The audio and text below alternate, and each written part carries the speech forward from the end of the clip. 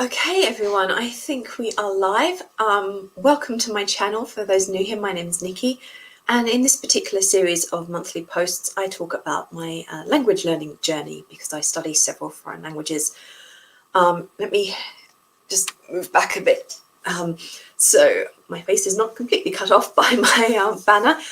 I'm a little bit frazzled today, I've got to be honest. I have an editing job in which, unfortunately, came in a week later than expected, and not the author's fault. They were ill, unfortunately, but because of other commitments and other editing jobs I've got coming up, I still have to finish that job by the same date that I originally expected to. So I'm really under the pump. I'm having to put in a lot of extra hours on top of what I'd expected to get it finished in time.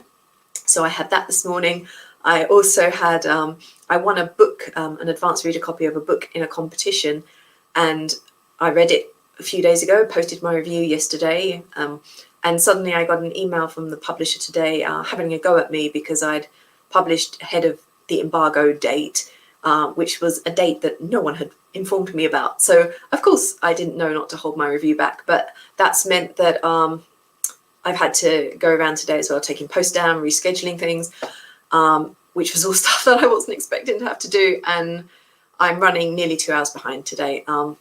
I did consider postponing this stream, but I decided to go ahead with it simply because my next week with this editing job is just going to be flat out as well, and I don't know when I'll get a chance to do this if I don't do it now. So please forgive me. I haven't had time to set up all my new camera and microphone, so for today we'll just have to make do with the computer's built-in mic and microphone, so and camera. Sorry, so sorry the quality won't be quite as good. I anticipate this will be a fairly short topic in any case, but I just wanted not to let anyone down by not posting when I'd promised to.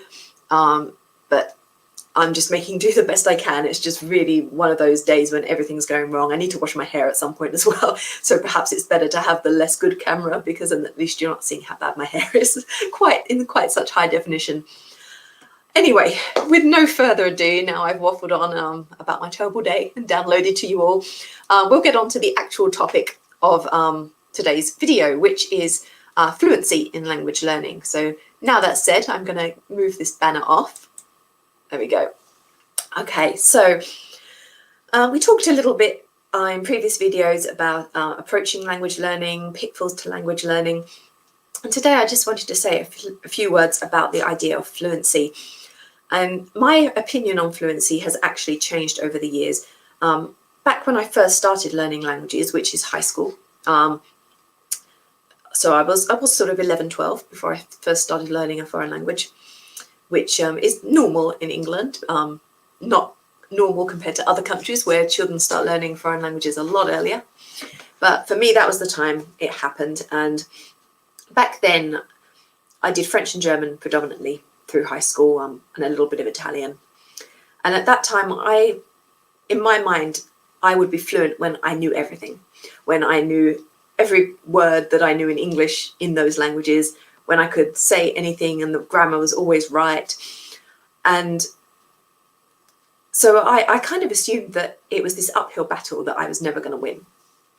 However, as I've gotten older, I've kind of taken a different view on it. And I think unless you're living in a bilingual household where you do hear both languages all the time from different parents, then I don't think anyone learning a second language is ever likely to become fluent in the way that I've described it as I thought of fluency in high school. The exception might be if you went and lived in that country forever afterwards, or at least for a very long period of time and were using the language every day, then maybe you'd approach that. But for the most part, and for most people learning foreign languages who are not immersed in that language every day, that level of fluency, if we want to call it that, is probably something that, sure, you could aspire to it, but I think it would be a mistake in your language learning journey if you thought that was the end goal that you had to reach, because it's going to be incredibly difficult if you're not using that language 24/7 to achieve that level of knowledge. For me these days, when I think about fluency, I'm thinking about communication. So I'm thinking that fluency is when I can have a conversation with a native speaker and I can understand what they're saying. And that doesn't necessarily mean I understand every single word they've spoken, but I understand enough that I know what they're telling me, what they're asking me, that I can follow the flow of the conversation and that I can reply in kind. And perhaps I don't know the word for something, but I can talk my way around it. I can describe the item even if I don't know the word for that item, so that the other person will understand what I'm talking about.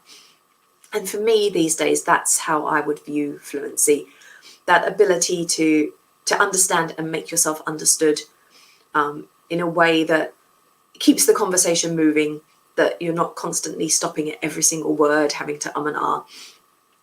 That you could go to that country on holiday and you could go into a shop, into a restaurant, you could place an order, you could buy something, you could talk to the hotel concierge, and you would have no trouble with that. For me, that is fluency as I view it these days, that you can read a book, perhaps, listen to a podcast, and you can understand it. And it's something where we're always going to keep striving. Like, I mean, for French and German, I would say I've reached that level of fluency. I can write letters to my pen pals in French and German without having to have dictionaries and verb tables right next to me all the time. Sometimes I might not know a word and I'll decide to look it up. Other times I'll just decide to talk around it if I can't remember it and I'm not at home and don't have the dictionary to hand, because sometimes I write pen pal letters at my workplace in my lunch break. And then I have to kind of make do with that, talking around things if necessary. And perhaps I'll make a few mistakes. I might mess up a grammar or a conjunction somewhere. I might use a word spelled incorrectly or something. But my pen pal will be able to read my letter and she'll know what I'm saying, even if she notices a couple of mistakes. And when I get her letter, I say I'm saying her because most of my pen pals are women. There are a couple of guys, but for the most part it's women. And I'll receive her letter in exchange, and I'll be able to understand everything she's telling me in her letter. Again, even if there's maybe a word I don't recognise, from the context of what she's saying, I'll be able to guess at what it is. And so for me, I'd say I've reached a level of reasonable fluency in French and German, that I could order stuff in a restaurant, I could check into a hotel, and I wouldn't feel uncomfortable or I wouldn't have any major difficulties doing so. Some of my other languages at the moment, I don't feel I'm at that point. However, even with the French and German where I'm at that point, that doesn't mean I want to stop learning. Just because I've reached a level where I feel I could have a comfortable conversation in a general situation with someone, there's always new stuff to learn. And so I think fluency it's not a moment that you reach it and then that's it, you're fluent. There's no need to learn anymore. There's no need to study any further. No matter how good you are at a language, it's always worth continuing to study. The more you're exposed to language in different situations, the more you'll pick up new vocabulary, new expressions, particularly with things like idioms, which you don't necessarily learn from a textbook. You just have to get to know the more you're exposed to the language. So I would say that for people that say, I'm going to study this language until I'm fluent, that's not the best way to look at it. I think a better way to approach language learning is to say, to set yourself smaller goals as you go along. And we talked briefly about this in other videos. Make those goals manageable. You know, I'd like to be able to have a conversation about this topic by the end of the month, that I've learned some vocab and some expressions. And there's not going to be that point where you're like, that's it, I'm done. There's always going to be more you can learn. And that's one of the things I love about language learning. It's not something where you say, right, I've finished it, that's over, let's move on to the next thing. Of course, you can pick up new languages. I study 8 in total at different levels, but you're never going to reach a point where you say that language is finished and there's nothing left for me to learn. That would be like pretty amazing and extremely rare. And that's why it's such a good hobby, because there's always something new you can do. There's always something new you can discover and look into and learn about. So I would say for those who are new to language learning and perhaps are being put off by the idea that they're not fluent yet, that it's always going to be an ongoing journey. No matter what stage you're at, there's always an extra step you can take.